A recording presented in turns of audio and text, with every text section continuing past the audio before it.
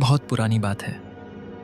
राजगढ़ नाम का एक रियासत था जिसका राजा वीर प्रताप सिंह अपने इंसाफ और शौर्य के लिए मशहूर था।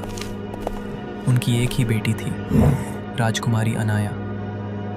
अनाया बचपन से तलवार चलाना जानती थी, लेकिन दिल से बहुत कोमल थी। उसका सपना था कि अपने पिता के साथ मिलकर रियासत को और सुख शांति का घर बनाए। पर एक रात एक साजिश ने सब कुछ बदल दिया। राजा के अपने ही वाजीर ने दुश्मनों के साथ मिलकर महल पर हमला कर दिया। राजा शहीद हो गए, महल जला दिया गया और छोटी अनाया किसी तरह जंगल के रास्ते भाग गई। उस रात एक राजकुमारी मर गई और एक डाकू पैदा हुई। साल बीत गए। अनाया अब चंबल के घाटों में काली छाया के नाम से जानी जाती थी।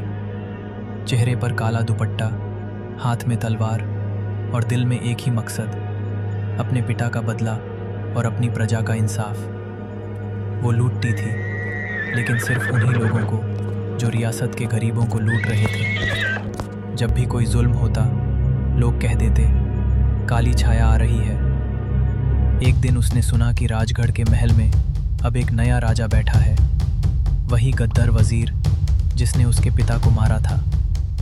अनाया ने फैसला किया, ये मेरा आखिरी मिशन होगा। वो रात अंधेरी थी। अनाया और उसके साथी महल में घुस गए। एक लंबी लड़ाई के बाद उसने वजीर को गिरा दिया। जब तलवार उसके गले तक पहुंची, वजीर ने डरा हुआ कह दिया, मुझे मार दो, लेकिन तुम्हारे बाद कौन रियासत संभलेगा। अनाया ने तलवार नीचे की और पहली बार अपने पिता की बात याद आई। बेटा, सच्चा राजा वो होता है जो खून से नहीं, इंसाफ से जीतता है। अगली सुबह राजगढ़ के दरबार में गद्दी खाली थी और आवाज़ आई, हमारी रानी को बुलाया जाए। लोगों ने देखा, काली छाया का काला, उसकी जगह राजकुमारी अनाया का राजसी मुकुट था।